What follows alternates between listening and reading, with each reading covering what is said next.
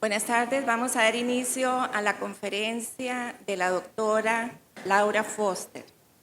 Ella nos va a exponer sobre los estudios decoloniales de la ciencia feminista, epistemología, ontología y propiedad. La doctora cuenta con un bachillerato en Gobierno y Economía, una maestría en Estudios de la Mujer, un doctorado en Derecho.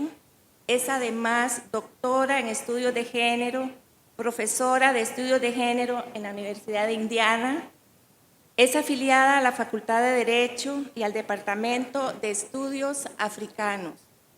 Además, su experiencia es en estudios feministas de la ciencia y estudios sociolegales. También la doctora trabaja con un enfoque, o enfoca más bien su investigación con conocimiento indígena en Sudáfrica y tiene una experiencia amplia en derecho corporativo y en derechos humanos. Démosle un aplauso a la doctora Foster de bienvenida.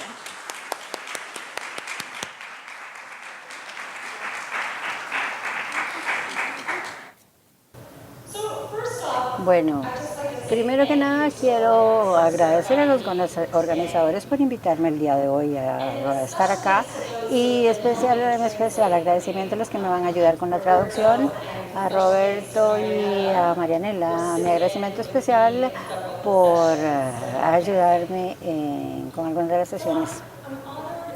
Tengo el enorme honor de estar acá y de poder hablarles a ustedes sobre la investigación que estoy llevando a cabo. Yo soy profesora de estudios de género, estudios de ciencia y estudios legales. Así que yo escribo y enseño todos los días con la justicia social en mente. Dada la historia, en términos de historias coloniales en las que estoy situada, voy a hablar en inglés porque no hablo mucho español, pero en algunas de las conversaciones que he tenido, aunque no haya podido participar mucho en las conversaciones, me he sentido muy impresionada por la energía, la emoción que ustedes han mostrado, así que yo he sentido su presencia en este último par de días. Voy a hacer dos cosas en la presentación del día de hoy. Voy a utilizar diapositivas de PowerPoint que básicamente delinean mi presentación para que puedan darle seguimiento de mejor manera. Voy a definir todas las leyes, cómo estoy definiendo todo lo que son las leyes de cómo se maneja el PowerPoint, así que voy a solicitar mi puntero para iniciar. Voy a hacer dos cosas, como decía. Una, voy a introducir mi trabajo en conocimiento indígena y derechos de propiedad y patente en Sudáfrica. Y número dos, voy a argumentar lo que se llama un enfoque tecnocientífico feminista decolonial para entender la ciencia y la tecnología. Así que voy a utilizar esta frase mucho en mi presentación. Como tenemos un tiempo limitado, yo voy a tener que dejar muchas de las cosas que no les voy a poder mencionar. Algunas de las cosas tal vez se van a perder un poco ahí en lo que es traducción y algunas de ellas inevitablemente se van a registrar de forma muy diferente para ustedes y esto es bastante productivo. Quiero escuchar de ustedes en la parte de preguntas y respuestas cualquier pregunta que tengan con respecto a publicaciones o cómo mi investigación se puede resumir de forma diferente o puede resonar de forma diferente. Permítanme iniciar. Cuando yo le digo a la gente que estoy en estudios de género y que hago investigación sobre las leyes de patentes, la primera pregunta que generalmente me hacen es ¿y qué es ley de patentes? La ley de patentes es una serie de reglas legales que dirigen lo que es la propiedad sobre un invento. Los científicos, por ejemplo, pueden utilizar químicos, equipo en un laboratorio para aislar los químicos muy precisos, moléculas de una planta, que tal vez son responsables de sus propiedades medicinales. Y los científicos también pueden posteriormente aplicar para solicitar una patente sobre esas moléculas químicas aisladas. Esto significa que nadie más puede utilizar esas moléculas para investigación científica o para fines comerciales, a menos que reciban la autorización o el permiso del científico que es el dueño de la patente. Siempre me siento muy contenta de explicar un poco más de la ley de patentes y también me siento muy contenta de hablarles de la ley en los Estados Unidos, pero normalmente, inevitablemente, la siguiente pregunta que me hacen es ¿qué tiene que ver la ley de patentes con género? Esto es una pregunta con mucho sentido. Una respuesta es que los estudios de género feministas están muy interesados en empoderar a los científicos masculinos para que se conviertan en dueños de patentes de los inventos relacionados tal vez con medicina basada en plantas o medicinas o plantas medicinales. Tiene que ver con las organizaciones de propiedad intelectual. Hay eruditos que trabajan en esto porque si tienen patentes son más exitosos en cuanto a ciencia. Y otra cosa es que las mujeres indígenas, que generalmente son los que conocen y utilizan las medicinas basadas en plantas, ellos están encontrando movimientos sociales muy visuales, muy fuertes para evitar que se patenten su conocimiento indígena sobre las plantas. Así que con las respuestas crean una muy buena discusión sobre el hecho de que empoderar a las mujeres científicas puede ponernos en conflicto directo con el movimiento social de las mujeres indígenas. Así que mucho de lo que es la ley de patentes y de lo que he investigado me hace pensar que los estudios feministas, los estudios de género, son a pensar de manera más expansiva en estos estudios de género y los movimientos feministas. Anteriormente en mi trabajo sobre patentes sobre el gen de cáncer de seno, lo mencioné, y hablé de los derechos de las mujeres científicas. También con todo gusto puedo hablar un poco más de esto. Y finalmente, mis respuestas han sido: la ley de patentes tiene que ver con la rectoría de la producción de conocimiento. Al garantizar los derechos de patente, la ley valoriza ciertas formas de conocimiento y no otras. Es decir, que el conocimiento de los científicos sobre las medicinas que están basadas en plantas tiene mucho más valor en cuanto a lo que o merece mucho más protección legal, pero no las mujeres indígenas que pueden haber conocido de manera histórica esas mismas plantas. Ahora, los estudios de género, los eruditos, los estudiosos de los género han hablado de cómo sobre las mujeres y la gente de color han sido excluidos o desvalorizados como generadores de conocimiento. Muchos de ustedes hoy día están trabajando en este asunto. Están trabajando en cómo las mujeres han sido excluidas de la generación de conocimiento sobre ciencia y tecnología. En mi respuesta sobre las jerarquías de conocimiento y patentes se involucra preguntas más generales con respecto a cómo investigar lo que es la propiedad o el derecho de patente. Entonces, ahora voy a plantear 5 preguntas para pensar en el enfoque decolonial o postcolonial sobre las patentes. Entonces vamos a hablar de la parte postcolonial y decolonial de manera intercambiable, porque creo que estas preguntas son buenas para ambos enfoques.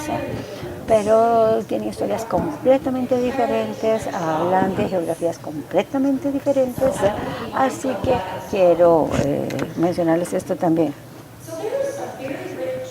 Hay un trabajo muy rico entre lo que son estudios feministas, estudios científicos y estudios postcoloniales. Pero por lo general ellos no se comunican entre sí o se traslapan. Algunos estudiosos derivan más ideas de estos dos campos. Estoy pensando en estudiosos eruditos en América Latina que han producido estudios coloniales de conocimiento científico que tiene informaciones completamente diferentes en las Américas y expanden sus definiciones de lo que significa postcolonial. La teoría latinoamericana del colonial de eruditos como Arturo Escobar, Van de Costa Márquez, Buenaventura de Jesús Santos, han demostrado cómo el portugués y la colonización de los españoles y los portugueses en América Latina han moldeado la ciencia moderna, las teorías legales y otras. Y los proyectos difieren, pero sin embargo han generado algunas ideas mientras los eruditos trabajan en la parte de Sudáfrica, en donde se supone que yo también trabajo. Y una de las cosas que comparten es que nos están diciendo que los proyectos de ciencia contemporánea no son tan post o no están tan alejados del pasado colonial. Entonces, la teoría de colonial y postcolonial, sin embargo, a veces deja la cuestión de las mujeres sin abordar. Así que en respuesta, los eruditos feministas han generado ideas muy valiosas en la intersección de estos tres campos: el feminismo, la teoría postcolonial y decolonial y los estudios científicos. Y estoy hablando de eruditos como Sandra Harding, por ejemplo, que ha generado trabajos en cuanto a la intersección de estos campos y con un reconocimiento de múltiples maneras de estudiar, de conocer. Los eruditos como Blas Bustos, Sierra Díaz del Castillo, han examinado las mujeres científicas en Colombia. Hay incluso un journal, una nueva emisión de un diario, de un journal que habla de esto. Y probablemente se está trabajando con estas intersecciones que recién mencioné. Ahora, ¿por qué es entonces importante desarrollar este tipo de enfoque? En parte porque posiblemente no podemos entender que nuestros proyectos científicos contemporáneos están insertos dentro de las historias coloniales y las relaciones de desigualdad sin una atención urgente a estos tres ámbitos. Gastamos mucho más recursos en ciencia, en tecnología, y como hacemos eso necesitamos el conjunto más claro de herramientas metodológicas para evaluar la ciencia y la tecnología para poder empoderar a las mujeres. Entonces, permítame ir a las 5 preguntas que les mencioné anteriormente. Mi esperanza es que esto va a resumir parte del trabajo que ustedes están realizando. Quiero preguntar, ¿desde dónde empieza nuestro trabajo de investigación? ¿Cómo interviene nuestro trabajo? ¿Cómo los proyectos de ciencia son informados por los pasados coloniales? ¿Y cómo la ciencia incluye de manera simultánea, así como también excluye temas, contradicciones, las contradicciones van a ser un tema sumamente importante de lo que voy a hablar? Y también voy a hacer un poco de trabajo teórico al final sobre cómo podríamos involucrar a los no humanos como sujetos y no objetos de la ciencia. En términos de la primera pregunta, los eruditos han demostrado que nuestra investigación tiende a fluir en el interés de estos que están empoderados en vez de los grupos históricamente marginados como mujeres, la gente de color, los grupos indígenas, las personas discapacitadas, hay facetas muy diferentes de quiénes son las mujeres. Y en respuesta, los estudiosos feministas consideran que la investigación puede beneficiar en la vida de las mujeres y empezaron a interesarse en ello.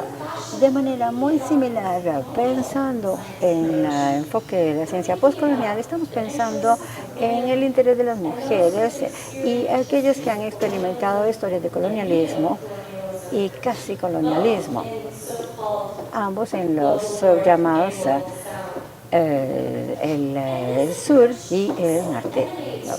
Esto también incluye historias de activistas. Piensen en los movimientos de salud de las mujeres, en los movimientos sociales de los indígenas, un foro social mundial. Muchos hablan de todas estas diferentes intersecciones. Ahora, en términos de mi trabajo, yo desarrollé pensando en la propiedad de patrones. Voy a hablarles un poquito del grupo específico con el que yo trabajo en Sudáfrica y de cómo yo empecé el proceso de investigación. Entonces, permítame empezar compartiendo cómo mi investigación sobre las leyes de judía, así es como se escribe judía, como tienen en pantalla, inició. En el 2005, anuncios curiosos empezaron a llegar en mi email y llamaron mi atención sobre el subllamado producto de pérdida de peso africano auténtico. Esto es en África y esto me llevó a ver en Sudáfrica el Judía Gordonian. Estos mails incluían hipervínculos de cómo los productos funcionaban y esos anuncios tenían cómo habían ayudado a perder peso y habían cuerpos muy bonitos en bikini y también aparecían hombres utilizando ropa. Esto eran imágenes coloniales familiares relativas a las personas indígenas que no dejaron de resultar incómodas.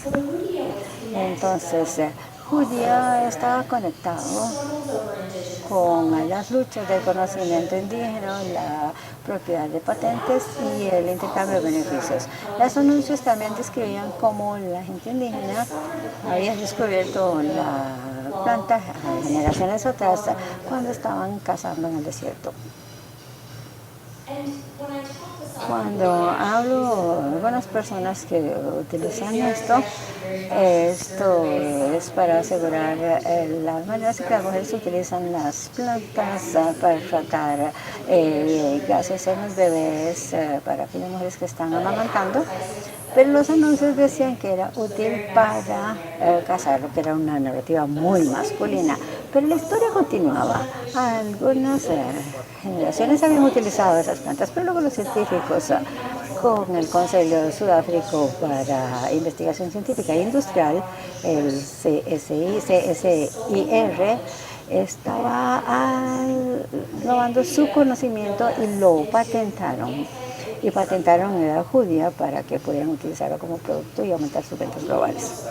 Incluso aún más sorprendente que esto era el hecho de que el Consejo de Sudáfrica, que es el ente que manejaba esto, firmó acuerdos con los dueños de las patentes de CSIR que estuvieron de acuerdo en darles el 6% de su ingreso por carnes, por ingresos por las ventas del judía. Aunque la atención inicial era derivada a cómo se comercializaba el judía con esas imágenes típicas o estereotípicas de género y de indigeneidad, también era la conexión con ellos lo que empezó a interesarme. En otras palabras, el género era muy importante para ver los anuncios o la publicidad y ver cómo las mujeres indígenas utilizaban la planta judía. Pero las categorías de análisis de lo que era la parte de indigeneidad y raza se volvieron aún más importantes para mí. Brevemente conocí un poco de la historia de San. Cuando estuve trabajando 18 años antes en una clínica legal en Botswana. Esa fue la primera mujer que estaba en la Corte de Justicia de Botswana. Ella me invitó a mí como una abogada joven a trabajar en cuanto a lo que era violencia doméstica para convertirlo en algo legal, algo criminal en Botswana. Varios años después, en el 2006, la de justicia dio acceso a las tierras ocupadas en la reserva del centro de Botswana. Ahora déjenme contarles una historia de la gente de San.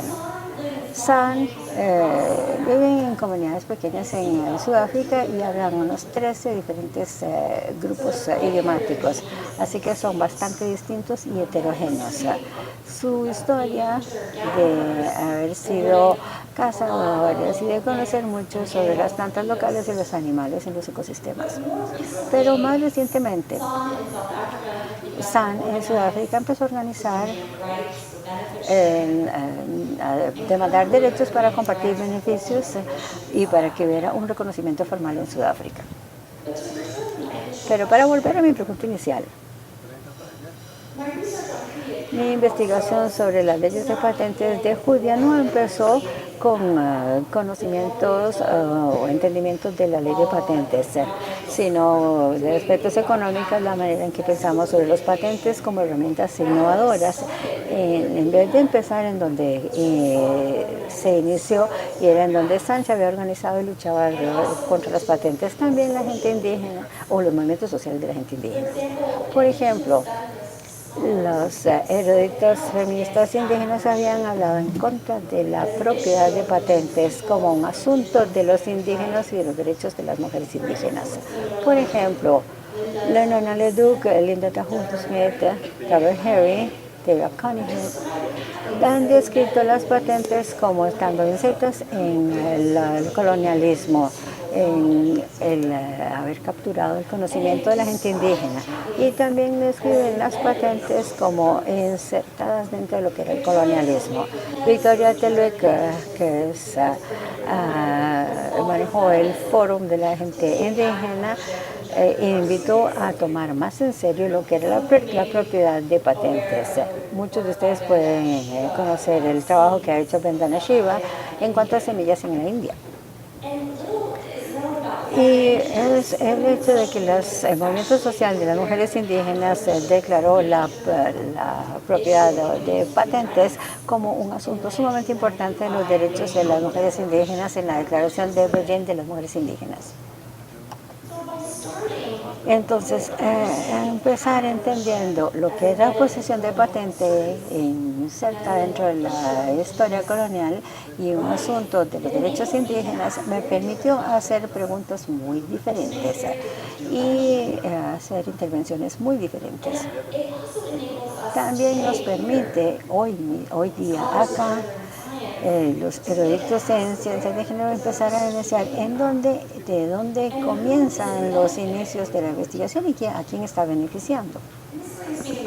Y esto me lleva a mi segunda consulta. ¿Cómo interviene nuestra investigación?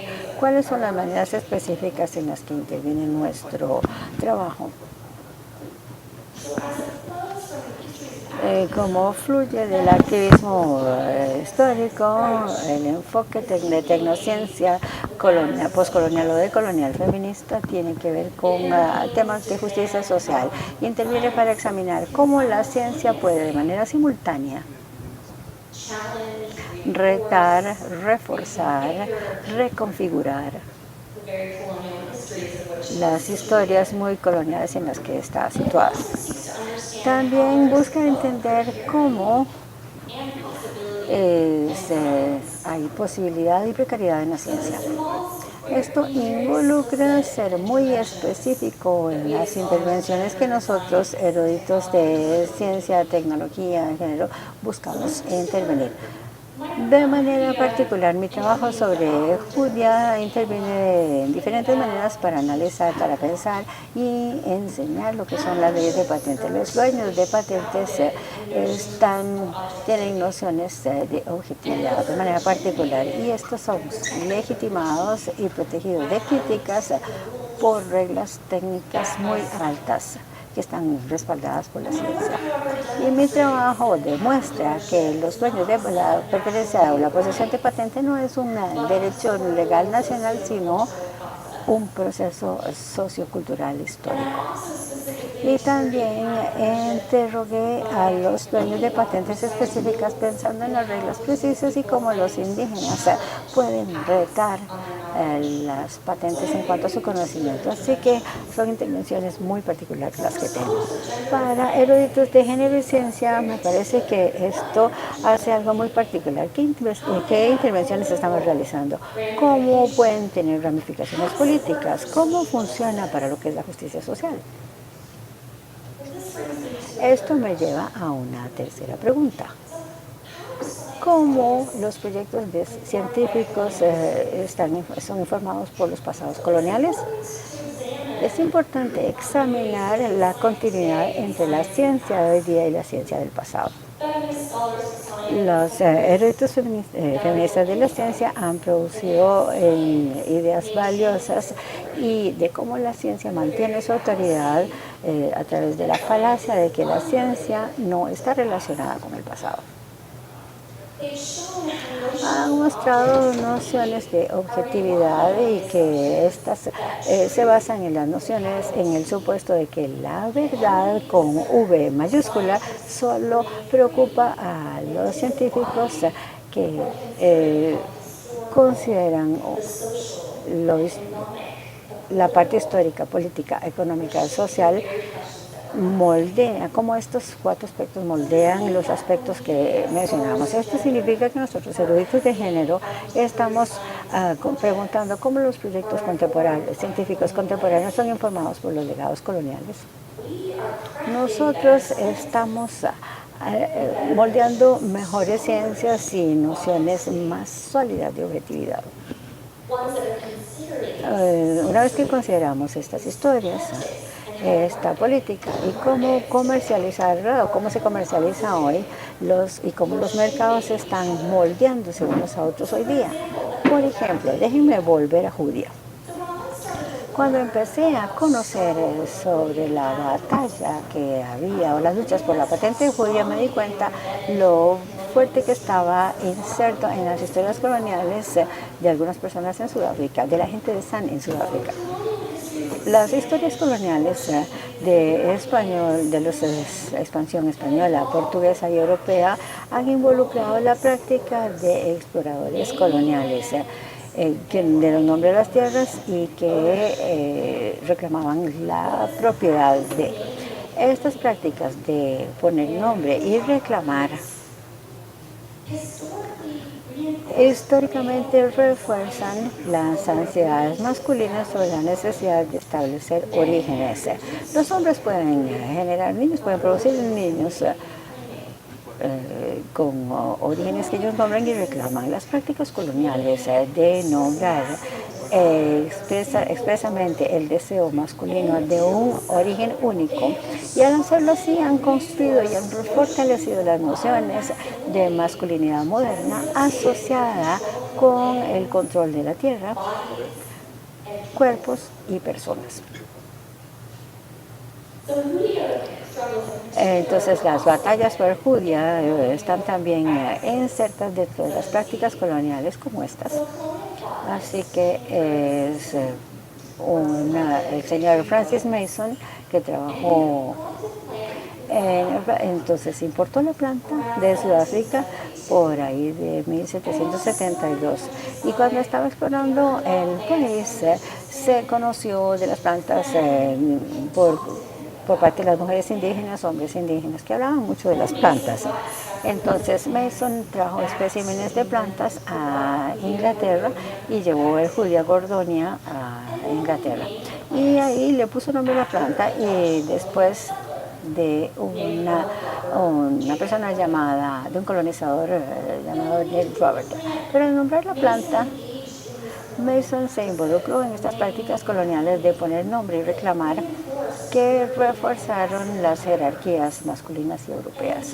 Y al hacer esto, oscureció la historia de la gente de San con la planta. Oscureció el conocimiento y el uso que hacían las mujeres de la planta. Y también oscureció la manera en que San se refería a la planta como juba. Entonces la gente de San reconfiguró el término judía para que esto mantuviera la determinación de los indígenas. Pero aunque yo esté diciendo el nombre judía, yo estoy reforzando esa historia de prácticas coloniales. Entonces la tecnociencia feminista postcolonial tiene que luchar con los límites del idioma para escribir las historias. Como conocedores de género y ciencia tenemos que hacer otra pregunta. ¿Cómo los proyectos científicos contemporáneos están insertos dentro de los pasados coloniales? ¿Cómo el lenguaje que estamos utilizando se relaciona con esto? ¿Y cómo podemos encontrar alternativas o formas alternas de llevar a cabo ciencia? Esto me lleva a la cuarta pregunta.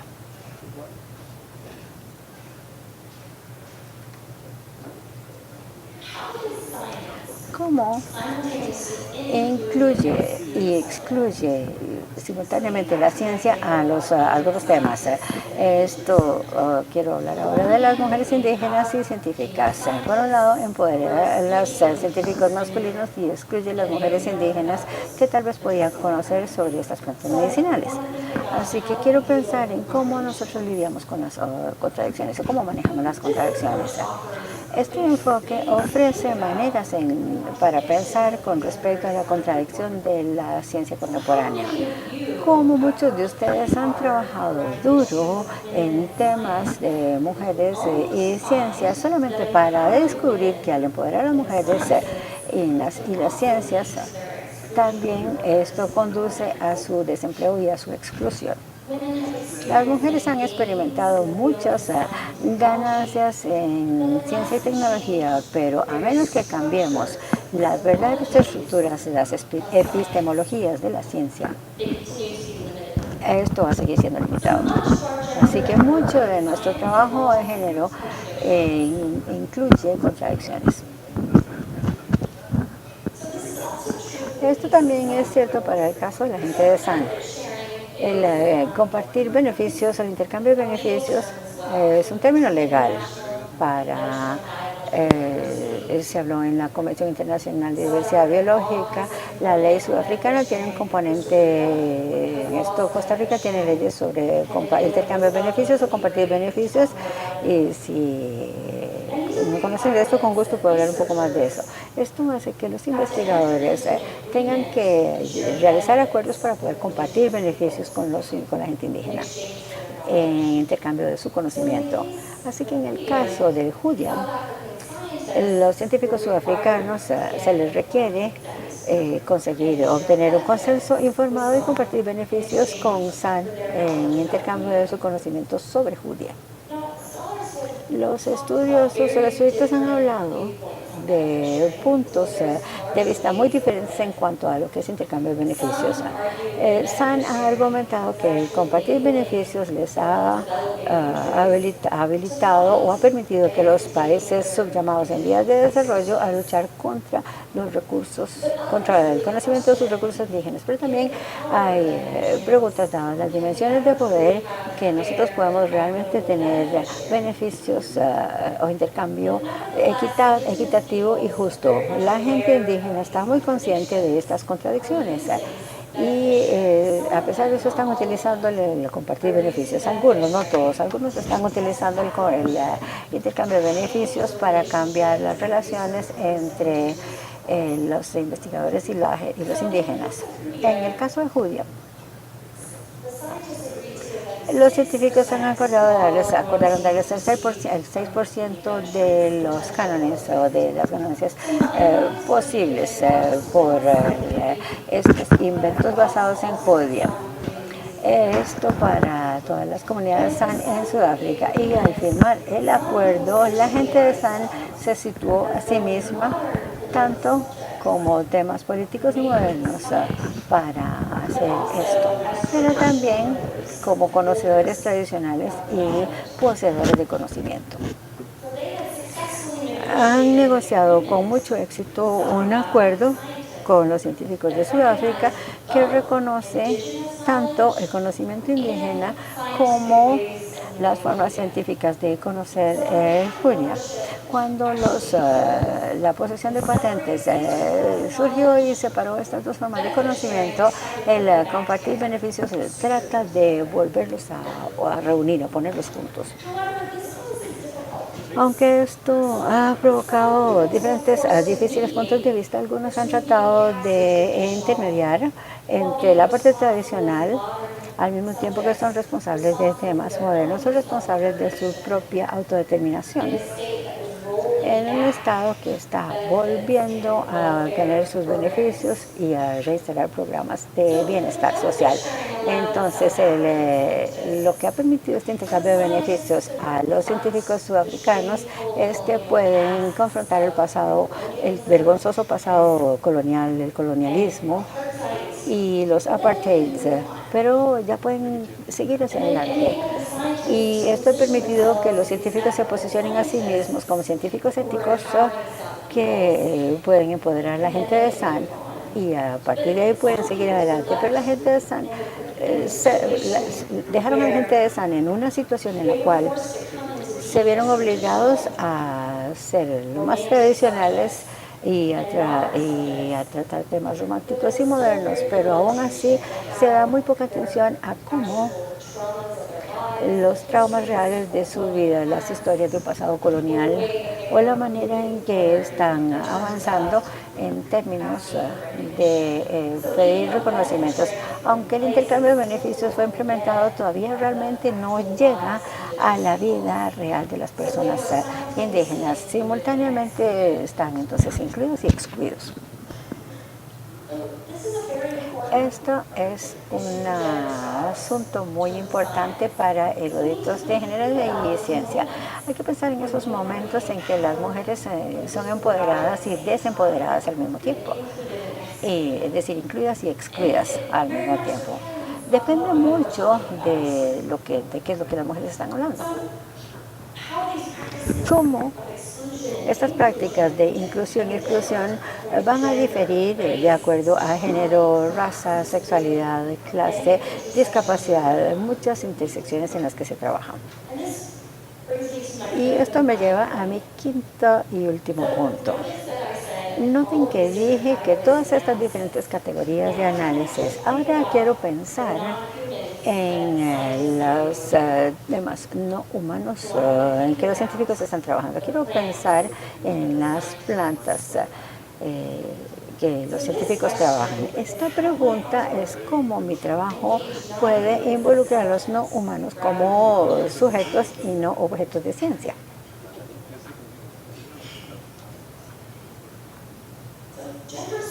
Los estudiosos de género han trabajado en múltiples maneras de conocimiento, múltiples maneras de hacer y ser así para que todo el mundo pueda estar incluido. Pero la sociedad ha construido históricamente por qué los hombres están asociados con lo que es moderno y avanzado. Y en respuesta, los eruditos feministas argumentan que no, que hay muchas maneras de ser estos llamados modernos y de hacer ciencia, y que están empezando en el interés de las comisiones locales.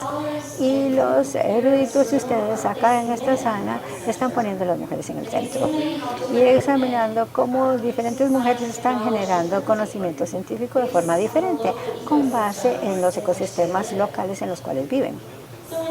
Así que al hacerlo así, ustedes están dándole a gente, están haciendo que las mujeres sean consideradas como sujetos de ciencia, como productoras, generadores de ciencia y no simplemente como objetos de ciencia.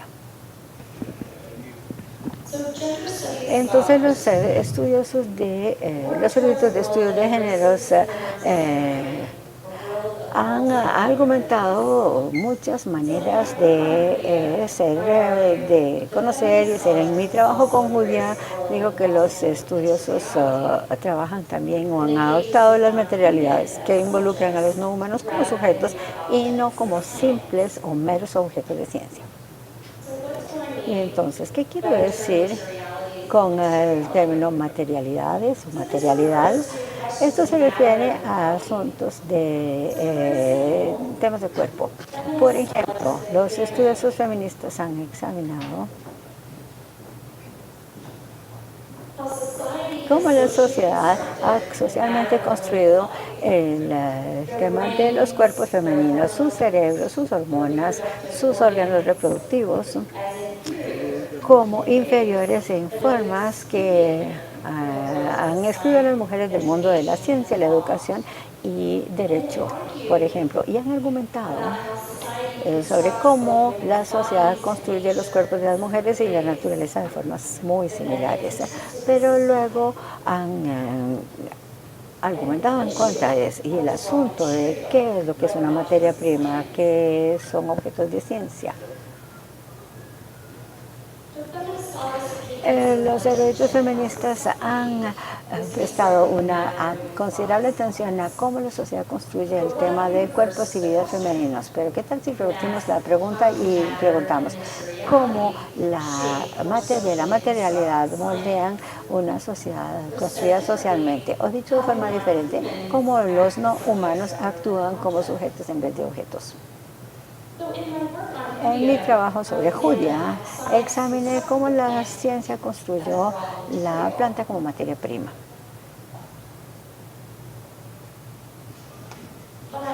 Pero también cambié la pregunta y pregunto cómo es que Julia construye ciencia y más específicamente cómo la planta se niega a alinearse con los deseos científicos y comerciales para hacer un producto para pérdida de peso.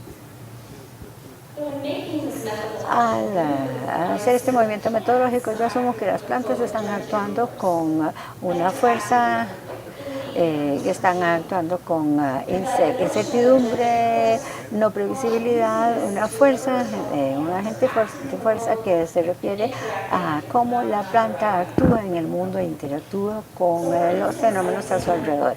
Por ejemplo, examiné las moléculas en la planta Julia se niegan a trabajar como la ciencia quiere que trabaje, y cuando se hicieron pruebas en los humanos, en los humanos, estas moléculas no redujeron el peso, no. Más bien aumentaron la presión sanguínea, afectaron el hígado de las personas y provocaban náuseas. Así que al analizar cómo Julia actúa en maneras que se niegan a alinearse con los deseos comerciales, la tecnociencia postcolonial feminista enfatiza a los no humanos como sujetos que actúan contra la ciencia en vez de actuar como objetos sobre los cuales la ciencia actúa. Y esto no involucra afirmar normativas para entender lo que es la ciencia de la planta, sino que lo que los eruditos han mostrado es asociar un modelo que está limitado a mujeres, pero también muestra cómo para los políticos depende de esta noción liberal. Entonces la noción de agencia es muy difícil de utilizar, así que para empezar a teorizar que los no humanos son como sujetos necesitamos diferentes nociones. Derivando del trabajo de Karen Barak, considero nociones de agencia como un hacer o actuar. Esto hace que se planteen diferentes preguntas sobre los no humanos sin asignar ninguna noción liberal. Simplemente algunas plantas son reactivas.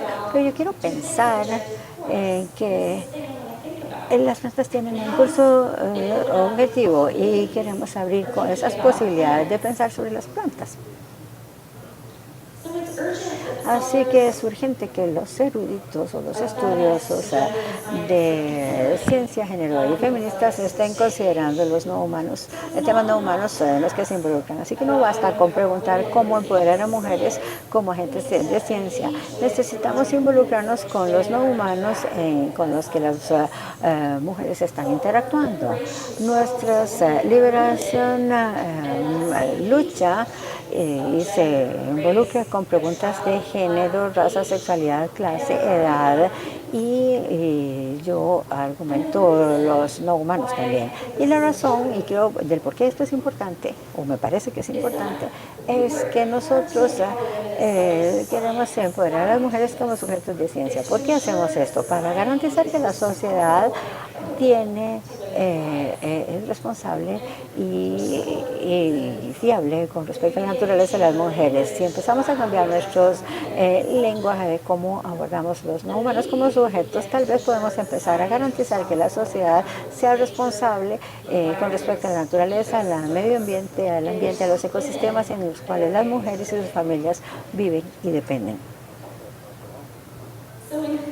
En conclusión, una tecnociencia feminista postcolonial examina a los no humanos como sujetos, mientras que enfatiza en dónde empieza nuestra investigación, cómo interviene nuestra investigación, cómo la ciencia se ve informada por los pasados coloniales y cómo la ciencia puede incluir y excluir temas al mismo tiempo. Este enfoque va a diferir mucho dependiendo del lugar en donde se está, pero compartimos metas comunes que van más allá de la ciencia y que son formas con más sentido de pertenecer al mundo. Estas son las facetas claves que yo quería mencionarles el día de hoy y tengo curiosidad de saber, ahora que vamos a pasar a la parte de preguntas y respuestas, quiero saber cómo esto reciben ustedes publicaciones, cosas en las que yo debería de pensar de forma diferente. Las políticas feministas son contradictorias y me gustaría escuchar si ustedes están pensando en las cosas de forma diferente o las cuestionan. Y con esto concluyo. Muchísimas gracias.